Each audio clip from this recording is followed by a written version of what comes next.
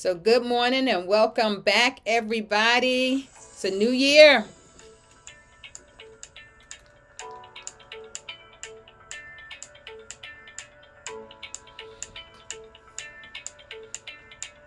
Greetings, everyone. Dr. Annette West, Publishing Pusher here. Thanks for joining me in the Jet Name Publishing, talking all things books. Yes, the operative words, all things. I'm excited you're here. You listen in, share your thoughts. You don't have to be live on the screen to be able to talk. And I want you to know your success is my business. I'm here to assist you, support, empower, inspire as we pull out those thoughts to get these books accomplished. Thanks again for joining me. Okay, everybody. So, yes, new year. Good to be back. And I will state again that the audio portion of this Talking All Things Books will now be a part of our weekly Publishing Pusher podcast. Our video will still be found on our YouTube Jetnay Publishing site. Okay, so on YouTube, you can find the videos, but on the podcast, you will find the audio. Now, Miss Anna, I think you were getting ready to say something about audio and video. Now, there is on the site that I use, when I go to create my, if I say, for instance, if I uplift this video, right? Mm-hmm. It asks me, do I want a video podcast or do I want an audio podcast? So you can have both. You can upload that document 2 different times and you can create an audio podcast and a video podcast. But please let people know, because somebody sent me a link to the podcast and I thought it was audio, and I was driving and I found out it was video. So that was very disturbing for me. Go ahead, Miss Anna. That's a point I wanted to get clarified, because I know that many people, when we were on the other platform, would listen while they were driving. And if I were to begin a podcast, I often use graphics. But if you're using graphics and people are driving, they're wondering, how can I do this? How can I participate if I'm driving? And so podcasts can be both video and audio, but it also can be only audio. Okay. So what I would recommend that you do, Miss Anna, is if you like your PowerPoints and graphs and different things of that nature, I would create it, right? Mhm. And then when I go to save it as an audio separate from a video, I would do them both. But when I do the audio, I would mention to them where they can find the video if they want to see the graphs and PowerPoint that you are talking about. So that may give you double play on what you are putting out. That's good to know. One of the connections we made here, one of the persons who visited regularly invited me to do monthly podcasts with her. And I tend to use graphics with it and wanted to understand the difference. So if I'm going to be supporting what she's doing, then I need to know what she's doing and what the terminology means. Thank you so much. Yes, yes. And then you would also need to see, is that a part of, how would she interject that? Because if it's her podcast, then the question would be, can I get the video of that and a separate audio for me to send forward? Because you have to do your intro and outro for your video and your audio, and then you could then have a piece that talks about what's available in it, whether it's graphics or not, and then in the other one you could say how they can find those graphics and things. Technology. Well, there's not much. I was going to say there's not much what we can't do, but I don't want us to get like the Tower of Babel, okay? Till we think we got it so down packed that we don't need God for anything. Oh no, not there yet. See, yeah, no, we won't be there. Although some people will be there, but Mhm, we're going to include the Lord as we are moving through these different pieces to mhm. to build. Yes, Thank you. Angela, did you have any questions today? No, I don't have any questions Okay, today. I was very excited. Thank you so much for reaching out to me yesterday. I definitely needed that push and even to let me know, the resources that you offer and that are available to me. And I should have just communicated what my challenges were, months ago, and we probably could have been a lot further in our process. So, based on what we talked about, I'm going to try to get you once I, compile it all in one document to you even sooner. I hope I'm what my goal is before the end of this month. I want to okay, have it to you so that we can already start the editing, back and forth process, sooner rather than later. Yeah, so that's my hope. And then also too, well, it's not about books, but yeah, never mind. We'll talk about it at the end, like after you finish and wrap up. I did want to let you know I have my singles conference coming up, and so I'll be looking at trying to gain speakers or even sponsors and things of that nature. So yeah, nice. and I would Yes. like to have the book out before the conference, so When that is I the can get conference? promoting.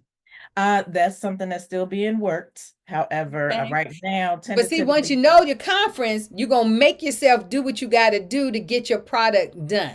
See, because exactly. if we don't have a ending date of when we want something done, we'll just drag our feet. We'll come up with all kind of things to get in the way. So we Yeah. have to have an end to what we want. Right. So right now the date tentatively is the 1st to the 3rd of May, but we need to secure a venue and a few other logistics or what have you to make sure those dates are set in stone or if we'll need alternative dates. So Okay. okay. Okay, good. Miss Anna, were you going to say something? I was just going to ask her about the conference that she's having. You mentioned it's a singles conference for people who are currently not in a relationship, or those who have been and want to get back in, or like, so what age group, or who's your target audience for this? My target audience is all singles, and based on the registration, um, based on who registers in the different age groups, because I am going to separate it by age group and have Mhm, speakers that can tailor to those age groups in the breakout sessions. But the mhm, plenary sessions is going to be information that's good for all ages. And then mhm, the breakout sessions will be tailored to specific groups. So I want those that have never been married, those that are divorced and widowed, and then I want the various age groups as well. mhm, Like I said, under 25, then under 35, under 45, under 55, and then to be 55 plus. And I also want divorced and widowed, and then also engaged couples, mhm, because you're mhm, still not married. So there'll be a mhm, track of, preparing for marriage. Yes. And you mhm, could be dating or not dating, either way. mhm. Yep. Okay. Mhm. And is this in person or online? It'll be the hope is that it'll be both. It'll be in person as well as online. Yep, that's the hope. Okay. Mhm. The reason I'm asking is that occasionally some of the breakout sessions will require some writing. And that's something that I've worked with Dr. Annette with, of doing so virtually, coming in and doing some writing, addressing some of the issues. And if that's something that you have on your list, consider inviting. Yeah, Okay. and adding virtual to what you're doing in a live session, it's so easy these days. It's easy to know. Mhm, You got mhm, a screen, put it up and run it. That's it. mhm, So mhm, it's very easy to do. So that sounds good, Minister mhm, Angela. mhm. And Thank where is you. it being held? That again is Oh, also What Yeah. state?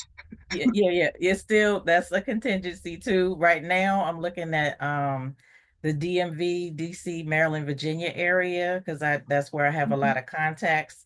And with mhm. it being a short planning period, I really want to try to get on, engage those contacts. Another place that I ideally wanted it was Greensboro, North Carolina. But that one may take some more time, so I may push that one to another year. But we'll see. We'll see because I'm not gonna close my hand to God. Okay. One thing to keep in mind is that at the end of school years, some universities will rent their space.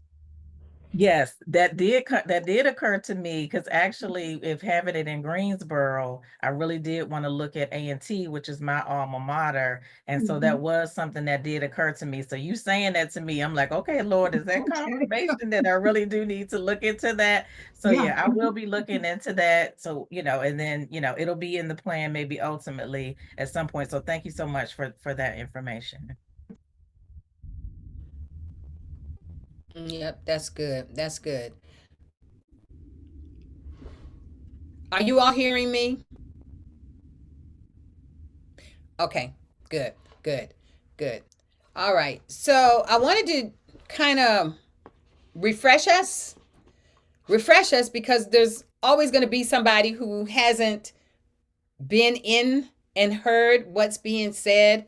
And so, with the new year, we want to kind of go back and reiterate some things. Reiteration is a good thing. So, I wanted to talk a little bit today about starting a book, some steps to starting a book, because we've been really digging deep into other things, but let's go back to the drawing board.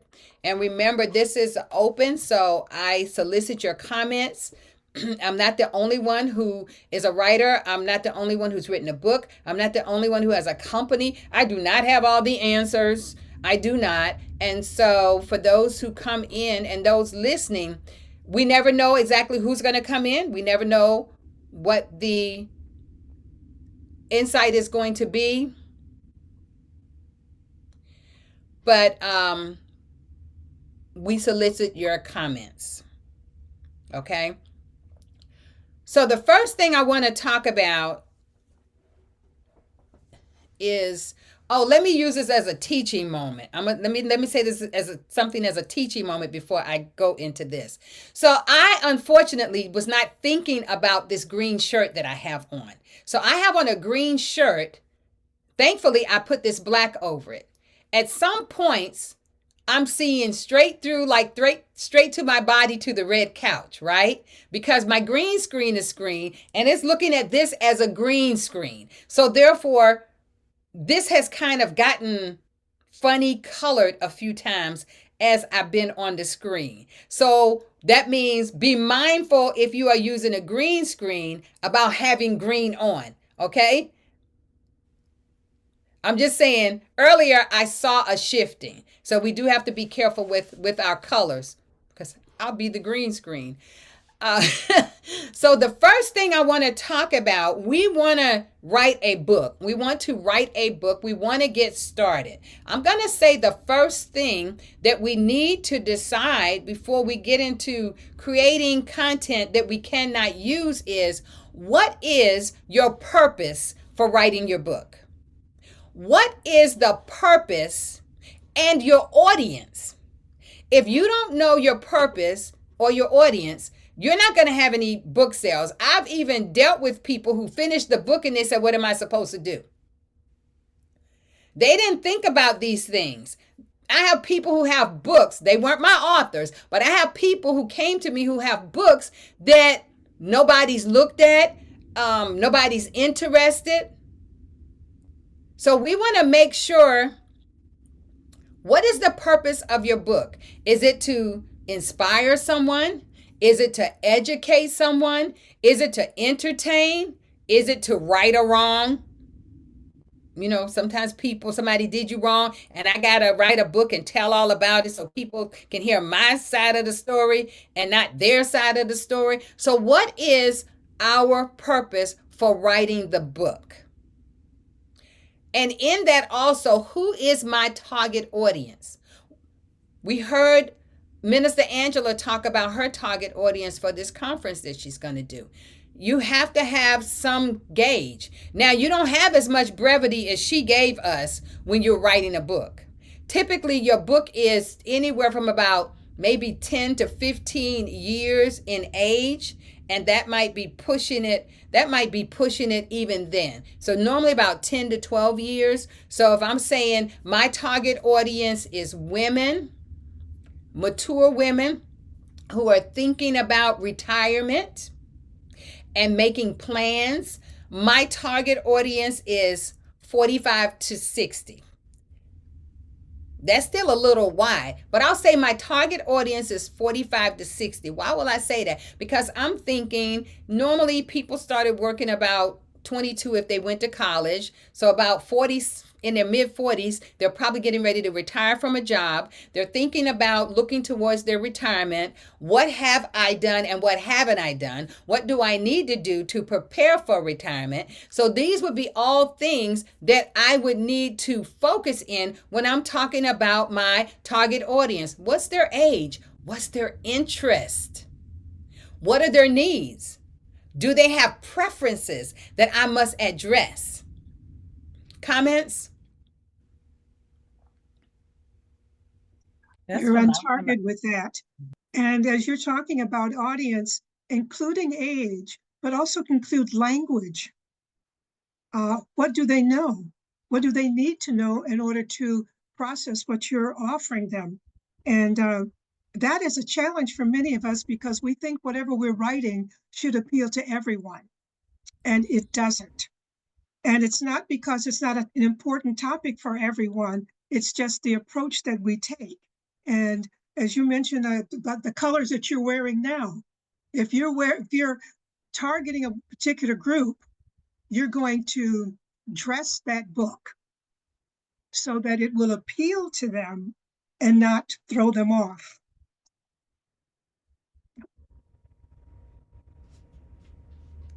Minister Angela? No, I just thought that was phenomenal what you shared, and I'm really excited about the fact that you do. Your content is always so rich with the different points that you share, and so I'm just excited to be a part of yeah, this experience. Thank you. So, why are you writing the book? Take the time and write that down first. Why do I want to write this book? And then, who is my target audience? And address those things. If it just happens to be your target audience, then you have a great gauge to start with. But if not, you're going to have to go do some research. And then even if you have a good idea, you probably still need to do some research. And you may have to do some polling with certain questions to get some specifics to help you in ensuring that you are actually writing your book for the right audience.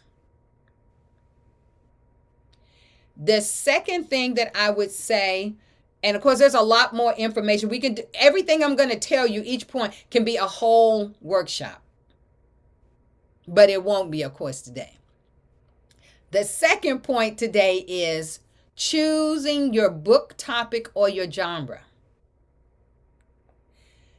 You need to know, is it a nonprofit? I mean, Lord, nonprofit, that's a business, y'all. Oh my goodness. There's a whole list of types of books. You need to look at the list of different types of genres and decide what genre you want to write in. I write under faith-based, okay? But I'm getting ready to, and I guess it would still be faith, but it's going to be a novella, probably well, probably won't be more than 30,000 words. So it'll probably be a novella. But it will be faith-based, and it will be stories of women who are, or a woman who is the main character who is going through things, okay? So select your topic. Hopefully it's something that you are passionate about or knowledgeable about. If you're not knowledgeable, then it's gonna require that much more research from you if it's something that you're not knowledgeable about. And if it's something that you don't have a passion about and you're trying to make yourself write about something just because you want to generate income, and this is a real model that is out there, in that come in, be a part of this model. You don't have to know nothing. You don't have to be an expert in anything. We're going to give you the specific types of books that people are mostly interested in, and you can just go and choose. We're going to show you how to choose the ones you want to write about, and you'll learn enough in the process with AI and all of this other stuff that you don't say you're an expert, but you have an interest in this or something like this. And I think there's very easy for us to kind of fudge our writing if we're not careful. It's very easy for us to muddy the water in our writing if we're not careful. But I think it's also important for us to know what's out there and what people are doing. That doesn't mean we have to do it. That doesn't mean but it is good to know what's being done. So I want to be passionate about what I'm writing about. I want to be knowledgeable about what I am writing about. So I'm going to interject the scripture and in whatever I'm talking about, no matter what genre I am writing in. So is it going to be fiction, nonfiction? Is it going to be a memoir? Is it going to be a self-help book? Is it going to be poetry? What is it? Is it going to be children's books? What is it going to be? You need to know this before you start writing all of this content. Comment? Amen. Well, you know what I'm going to say. So get it written, then get it right.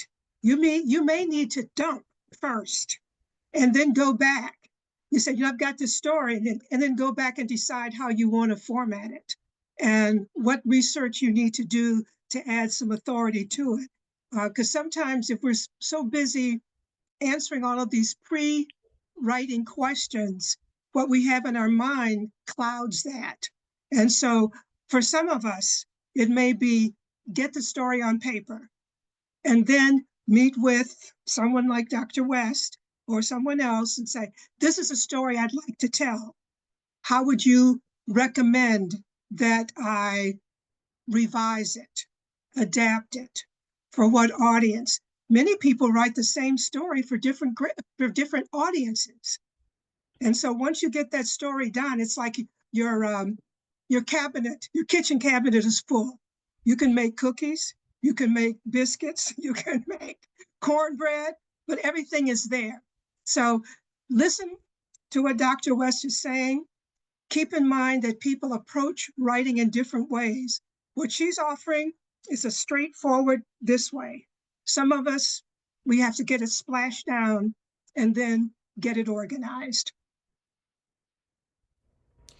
And so remember, this is for those of you all who don't know what to do, okay? You have no idea what to do. You have to get started with something. So that's what this is about. You heard Miss Anna mention that you can start with something and then build from it. One of my favorites is The 5 Love Languages, and how that book came out. And now when you go and you look, there's the 5 love languages. There's the 5 love languages for marriage. There's the 5 love languages for teens. There's the 5 love languages for singles. There's the 5 love languages for children. So, you can take your theme, you can take your content, and you can build off of it, but you got to start with the initial piece. You have to start with the initial piece. So choose your book topic, choose your genre. Now remember, I'm just giving you simple points here. So the third point is, now that you know what you want to write about, who your audience is, what topic and genre you want, outline your ideas. That's what Miss Anna's saying. Outline your ideas. I tell my students, if you outline your work, you already have the table of contents for your book. People are like, well, I'm trying to figure out my table of contents. No, if you outlined your book the right way, you actually have your table of content. You just didn't call it that. So create a rough outline of the main points or your chapter titles. Now, the chapter titles can change, but go ahead and start with something. Chapter titles can be adjusted. And just say, okay, I'm going to write a book with 8 chapters or 10 chapters. And then create your titles, because then at least you'll know what type of research you need to be doing for each of those chapters. Now, those chapters may shift when it's all said and done. Titles may adjust also. But you have to get started somewhere. I like to have my chapter, and then I want some subtopics, and that helps me to stay organized. But now, y'all, I have the gift of administration, and I have a doctorate in business administration, okay? So that tells you I'm deep with administration, okay? But everybody isn't. But everybody can create a flow for themselves that will help them to stay focused in the process. Comments? Yep. That's beautiful. For some people who are not that lineal, they may find that diagramming will work for them. They put a rectangle in the middle of a page. This is my point. And then have arrows pointing to that rectangle with those subtopics. You may decide to write them in chronological order. You may decide to write them in order of importance. You may decide to begin, call it in media res, start in the middle of the problem and then back off and tell you how you got to that problem. But having some kind of visual guide will help you know whether you are staying on target, which you mentioned the target. For some people, what's the main point of this book? Put it in the middle of a page. This is my target. What do I need to get there? And so whatever way works, know that you have to have a plan. And Dr. West is going to help us come up with plans, and she offers opportunities to talk about alternatives that serve the same purpose. In the business world, they like to say, if you fail to plan, then you plan to fail. So we have to get our content in order. We have to get our mindset focused. The fourth area I want to talk about real quick is set your writing goals and deadlines. We were talking to Minister Angela about this before. If you don't start with something, you're going to be forever saying, I'm working on it. I'm working on it. I'm working on it. I'm going to get there. I'm going to get there. I'm going to get there. You've got to put something in motion. In motion. So we have to decide, like for me, I was talking about writing my Christian fiction novel. And I said it's going to be 30,000 words. So I already have figured out how many words, 30,000 words, which is about around 270 to 300 pages. So because I've been doing this for a while, I know that. So I can, when somebody's telling me about what they have content wise, I can typically listen and hear what they're saying and have an idea of how many pages or how many words they're working with. And if they give me an example, I already know what they're working with. So we have to decide how many words or pages we want to write. Now that we know what the long-term goal is, then we can break that down, right? So if you say, well, I'm confused. I know I'm going to write a book and it's going to be 100 pages. How do I do this? Well, maybe you would like to say every week, I'm going to write 1,000 words. If you say every week, I'm going to write 1,000 words and you want 10,000, you want 10,000 words, then that means it's going to take you 10 weeks. That's going to be 2.5 months. Okay, so think about how long do you want the writing process to be? Because you might decide that you want to, okay, so I'll give you an example. We talked about this some weeks back. So I signed up for this program, and one of the things we had to do in there was write and publish a book in 7 days. Y'all, that's massive, okay? My book wound up being, I think, around 80 pages total. maybe content wise 65 pages, because I added some pictures. You add some pictures in there to kind of, kind of fill her up, but they relate. But say my book was 8,500 words. Well, it was 8,500 words, okay? 85, okay, 8,500 words in 7 days. That's a lot of writing. What I did, because this was a challenge, right? Am I probably going to do this again? Not in 7 days, no. But it was a challenge to see if I could do it. It was very taxing on me mentally. And one day I wrote 2,000 words. Another day I wrote 3,500 words. And then the next day I wrote the difference of those words. Then I had to go back and make sure everything was in place. But one thing I did for sure was I started with what I said. I started with an outline. I knew how many chapters was going to be in the book. I'd already named the chapters before I started the writing. Now, the good thing for me was it was something that was close to my heart, right? I talked about having a passion, an interest for something. I love gardening. So it was not hard to write a book about easy indoor gardening. Now, for somebody who never gardened before, it would be, you would just be taking other people's information, making it your book. That's what would happen. So I decided how many words I needed, how many days I was going to write over those. I had to give myself time to go back and fine tune it. I had to give myself time to lay it out. I had to go, set it up, get a book cover and all that kind of stuff. But I met the goal. Will I ever write another book in 7 days? Probably not. But it is doable. So we can stretch ourselves to do a whole lot of things. But that also tells me that even though I might not want to write a book in 7 days, in a month I should be able to write a book. If I could write 8,500 words in 3 days of 7 days, I can surely get a book written in a month. And then a second month to fine tune everything and launch it.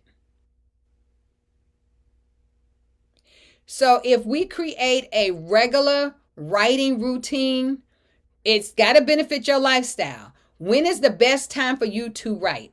Only you can make that determination. I am a late night or early morning person. If I'm awake after 11, I can get in the zone and I can write for 2 or 3 hours and knock it out.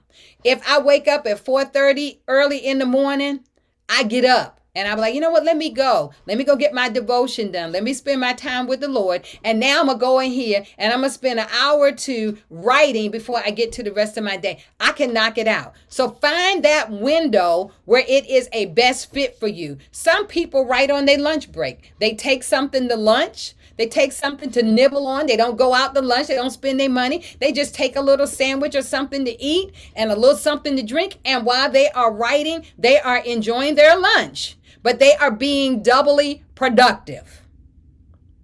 Comments? That's great. This is good.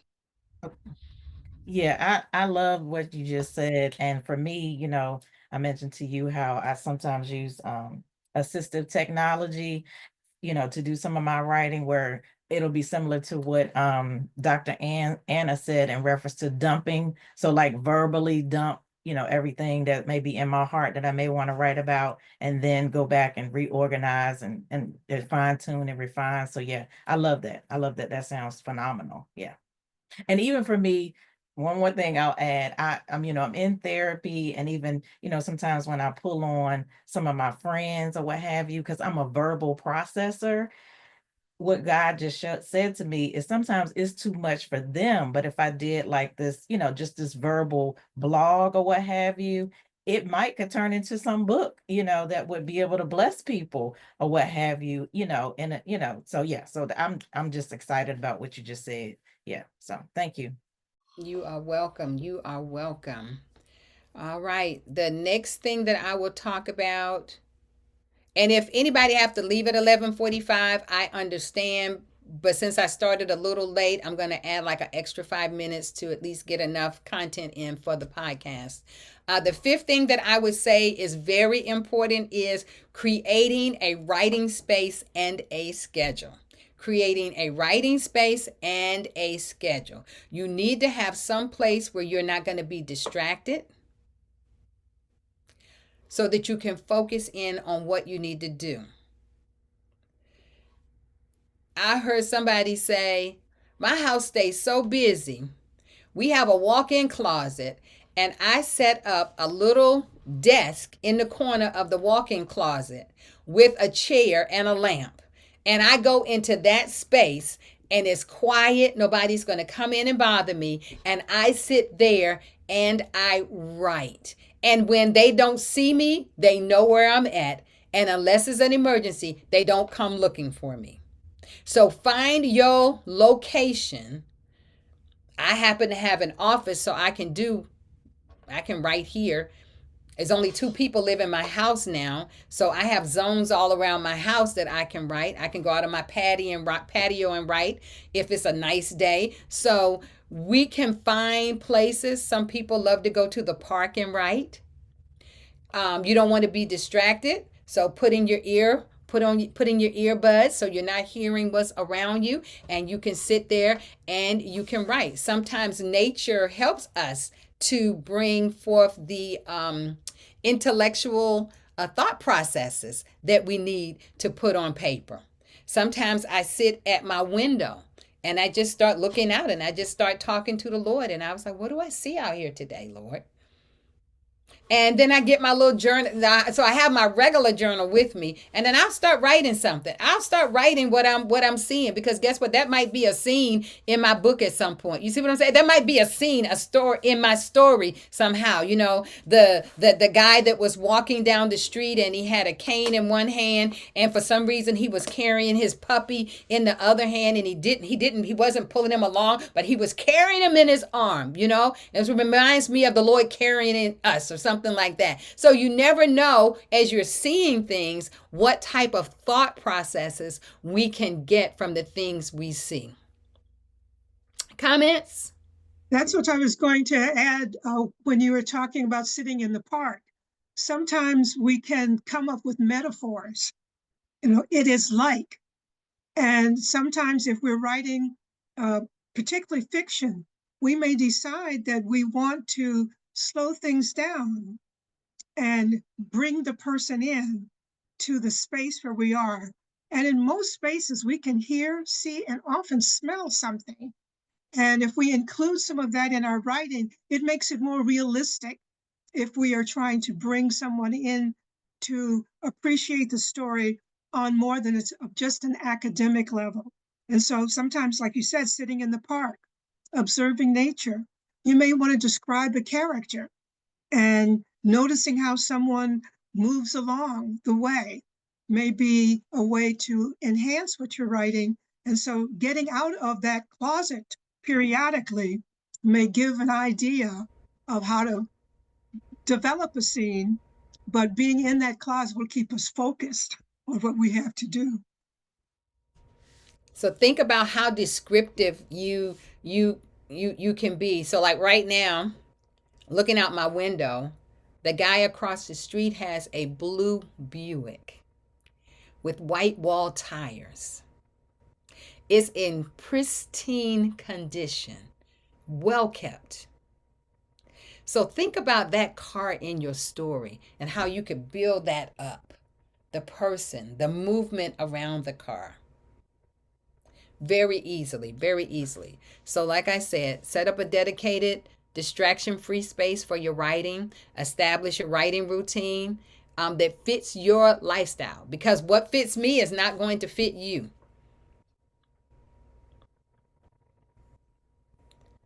The next thing, we have 5 more minutes. Go ahead. I love what you just said about it fitting your lifestyle. And even to your point in the example that I gave, I was just thinking, so really I have no excuse. Even something like I could get on my treadmill and do like a light walk and then use my app where I dictate, maybe whatever is on my heart, and that could turn into a book. So I'm just so excited. Thank you for sharing. Yeah. Yes, let me tell you all, the first book that I wrote back in 2006, it was a book from sermons I have preached, devotions I had taught, Bible studies I had taught, that I had written content for. And one of my friends was like, "You sent out all of this great content, but every time I want to tell somebody about a piece that you talked about, that's when I can't find it. Like I keep coming across it until I need it. Is it possible for you to take some of that content and put it in a book?" So that's how my first book of living words of encouragement was created, was based on a recommendation of someone, because I've been writing since 1982, but it wasn't till 2005 that I finally started pulling pieces together. But I had lots of content that I could pull from. And most of us, probably, if we've been teaching, if we have been doing devotions, if we have been doing sermons, we already have a myriad, a multitude of content that we can easily tap into. One of the things that challenges those who have that is realizing that when they put it all in one book, they have to adjust it for consistency. I'm working with clients now who've been sending out devotionals.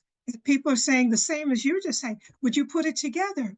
They put it together, but when you put it together in a published document, you see a number of inconsistencies that need to be addressed. So that goes back to you get it written, now let's get it right for this purpose.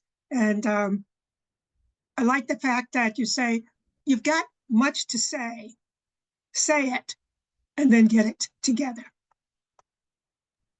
Yeah, I like that too, because also everything that you have may not be for that particular project. You may have to hold that and reserve that for a different project or what have you, instead of like just putting everything together as some hodgepodge, but being intentional, being strategic, so that the message and the ultimate big idea doesn't get lost, in just wanting to, get it out. So I definitely appreciate all that's been shared. Thank you so much. Were you going to say something, Miss Anna? Thank you and goodbye. Thank you, Miss Anna. Appreciate you. We'll see So you I'm next just, time. Nice meeting you, Angela, and I hope to hear more about your conference. Bye-bye. yes. Thank you. All right. So thank you all for joining me. I'm going to get ready to tighten this up as I close. So I want to remind us what we did talk about today. We did have some Q&A. We had some question. We had some dialogue, as well as my talking about steps to get started in writing your book. And the things I mentioned today are: one, clarify your purpose and your audience; two, choose a book topic or genre; three, outline your ideas; four, set writing goals and deadlines; and five, create a writing space and schedule. So there are some more that will follow next week. I will reiterate these next week, and then I'm going to share the next five that I have for you. And then the following week, we'll move into something else. So again, thank you so much for joining me today. I appreciate you. I like to say, as I end my sessions, that we are blessed to be a blessing. And when we serve King Jesus, we are supposed to be the visible manifestation of his invisible presence. Thanks for joining me, and I will see Mm. you next time. Bye bye, everyone.